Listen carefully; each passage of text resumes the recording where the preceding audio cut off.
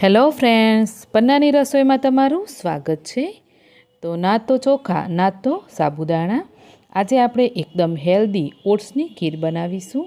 જો તમે ડાયટ કરો છો અને તમને કંઈ પણ મીઠું ખાવાની ક્રેવિંગ થાય તો તમે આ ખીર ઝટપટ બનાવી અને ખાઈ શકો છો। એકદમ ક્રીમી અને એકદમ સ્વાદિષ્ટ લાગે છે। તો ચાલો પછી એકદમ સિમ્પલ રીતે બનતી ઓટ્સની ખીર બનાવવાનું શરૂ કરીએ।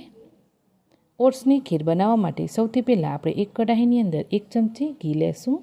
ઘી થોડું ગરમ થાય એટલે એની અંદર આપણે 8થી 10 કાજુ, 8થી 10 બદામ અને 8થી 10 મખાના લેશું। મખાના લઈ અને 1-2 મિનિટ માટે એને રોસ્ટ કરી લેશું। તો કાજુ, બદામ અને મખાના એટલે કે તમને જે પણ ડ્રાયફ્રૂટ્સ પસંદ હોય એ તમે લઈ શકો, ના પસંદ હોય એ ડ્રાયફ્રૂટ્સ તમે સ્કીપ કરી શકો છો। હવે આપણે ત્રણેય ડ્રાયફ્રૂટ્સને 2 મિનિટ માટે સરસ શેકી અને ખલદસ્તામાં લઈ લેશું અને એને દરદરા કૂટી લેવાના। ત્યાર પછી એ જ વધેલા ઘીની અંદર 1 ચમચી બીજું ઘી એડ કરીશું અને હવે લેશું આપણે ઓટ્સ। તો મેં અહીંયા ઓટ્સ ફ્લેક્સ લીધા છે, તો કોઈપણ કંપનીના તમે ઓટ્સ લઈ શકો છો અને આ રીતે તમે એને 1 વાડકી મેઝરમેન્ટ કરીને લેજો। મતલબ કે અહીંયા ઓટ્સ છે એ તમારે મેઝરમેન્ટ કરીને લેવાના, જેટલી તમારે ખીર બનાવી હોય એટલી। તો 1 વાડકી ઓટ્સ લેશું, એનાથી જે ખીર બનશે એ 4 જણને આપણે સર્વ કરીએ એટલી બની શકે। તો તમે એ રીતે જેટલી પણ તમારે ખીર બનાવી હોય એટલા ઓટ્સ લઈ લેવાના। હવે ઘી સાથે ઓટ્સને પણ આપણે 2થી 3 મિનિટ માટે ધીમા ગેસ ઉપર બરાબર શેકી લેવાના। તો આ રીતે ઘીની સાથે ઓટ્સ શેકવાથી એનો સ્વાદ એકદમ સરસ આવે છે ફ્રેન્ડ્સ, તો જરૂરથી તમે આ સ્ટેપ કરજો। અને હા, આ રીતે ઓટ્સને આપણે થોડા ઘી સાથે શેકીને લેશું તો ઓટ્સ છે એ ક્રન્ચી અને ક્રિસ્પી થઈ જશે, જેનાથી એ દૂધમાં જતાની સાથે ચીકાશ નહીં પકડે અને ખીર ખાવામાં વધુ સ્વાદિષ્ટ લાગશે। તો ચાલો 2-3 મિનિટ માટે ઓટ્સને શેકી લીધા અને હવે આપણે શેકેલા ઓટ્સને એક બીજા વાસણની અંદર કાઢી લેશું। આ રીતે થોડા ઘણા ઓટ્સ છે એ આપણા કઢાઈમાં રહી જાય ને તો પણ વાંધો નહીં આવે, મતલબ કે કઢાઈને એકદમ ક્લીન કરવાની બિલકુલ જરૂર નથી। હવે આપણે જેટલી ખીર બનાવી છે ને એ પ્રમાણે દૂધ લઈ લેશું। તો મેં અહીંયા અડધા લીટર જેટલું ક્રીમ સાથે જ દૂધ લીધું છે। તો મેં અહીંયા દૂધને ગરમ કરીને રાખેલું અને ઉપર જે મલાઈ હતી એ મલાઈ સાથે જ દૂધ લીધું છે, એનાથી ખીર એકદમ ક્રીમી બનશે। હવે દૂધ ગરમ થાય છે ત્યાં સુધીમાં આપણે બીજી વાડકીની અંદર ઠંડુ દૂધ લેવાનું છે, 3થી 4 ચમચી જેટલું। એની અંદર 1 ચમચી કસ્ટર્ડ પાવડર લઈ અને કસ્ટર્ડ પાવડરને ઓગાળી લેવાનો। તો મેં અહીંયા વેનીલા ફ્લેવરનું કસ્ટર્ડ પાવડર લીધો છે, એનાથી જે આપણી ખીર બનશે એકદમ ક્રીમી બનશે। તો અહીંયા મારી પાસે કસ્ટર્ડ પાવડર છે ને, તો મેં 1 ચમચી જેટલો કસ્ટર્ડ પાવડર લીધો છે અને જે ડ્રાયફ્રૂટ્સ શેક્યા એને હું દરદરા કરીને એડ કરીશ। જો તમારી પાસે કસ્ટર્ડ પાવડર ના હોય તો તમે જે ડ્રાયફ્રૂટ શેકીને રાખ્યા એનો પાવડર કરી અને ત્યાર પછી એને આ દૂધની અંદર એડ કરી શકો છો। તો ચાલો, અહીંયા આપણે દૂધ ગરમ થવા મૂક્યું, એ દૂધ પણ સરસ ગરમ થઈ ગયું છે।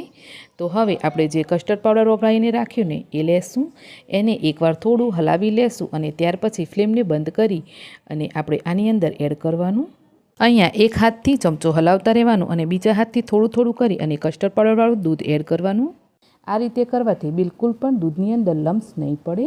અને હવે ફરીથી આપણે ગેસની ફ્લેમ ઓન કરી અને 2-3 મિનિટ માટે આ દૂધને પકવવાનું છે। હવે ગળપણ માટે હું અહીંયા 3 ચમચી જ ખાંડ લઉં છું, એનાથી જ આમાં જે ગળપણ બનશે ને એ મીડિયમ ગળ્યું બનશે। ગળપણ તમને જેટલું જોઈતું હોય એ પ્રમાણે તમે વત્તા ઓછી ખાંડ એડ કરી શકો। અને હવે ખાંડ એકદમ ઓગળી જાય અને દૂધમાં એક ઉભરો આવે ત્યાં સુધી આપણે એને ઉકાળવાનું છે। તો આ રીતે સરસ દૂધની અંદર ઉભરો આવી જાય ત્યાર પછી આપણે જે ઓટ્સ શેકીને રાખ્યા એ ઓટ્સ આની અંદર એડ કરી દઈશું। મેં અહીંયા 1 ચમચી ઓટ્સને ગાર્નિશિંગ માટે રાખ્યા છે અને ઓટ્સ એડ કર્યા પછી તમારે હવે વધારે આને પકવવાની બિલકુલ જરૂર નથી। ઓટ્સ એડ કર્યા પછી ફક્ત એને 30થી 40 સેકન્ડ માટે ફેરવતા રહેવાનું અને તરત જ ગેસની ફ્લેમને બંધ કરી દેવાની। ઓટ્સ એડ કર્યા પછી તમે આને વધારે પકાવશો તો ઓટ્સ છે એ ચીકાશ પકડશે અને ખીર એકદમ ચીપચીપી બનશે। તો આ રીતે તમારે ઓટ્સ એડ કર્યા પછી 30થી 40 સેકન્ડ જેવું જ આને એક ઉભરો લાવવા દેવાનું અને ત્યાર પછી ફ્લેમને બંધ કરી દેવાની અને ગરમ ગરમ જ આ ખીરને તમારે સર્વ કરવાની। ઠંડી થયા પછી ચીકાશવાળી ખીર ખાવામાં સારી નહીં લાગે। તો હવે આપણે જે ડ્રાયફ્રૂટ શેકીને રાખેલા એને મેં આ રીતે દરદરા કરીને આની અંદર એડ કરી દીધા છે. 1 ચમચી જેટલા મેં ડ્રાયફ્રૂટ્સ પણ ગાર્નિશિંગ માટે રાખ્યા છે. તો ચાલો, એકદમ ક્રીમી અને થીક આપણી ઓટ્સની ખીર બનીને તૈયાર છે ફ્રેન્ડ્સ. તો આ રીતે તમે ઓટ્સની ખીર બનાવીને ટ્રાય ન કર્યો હોય તો જરૂરથી ટ્રાય કરજો. ચોખાની અને સાબુદાણાની કે પછી વિવિધ રીતે તમે ખીર બનાવીને જરૂરથી ખાધી જ હશે.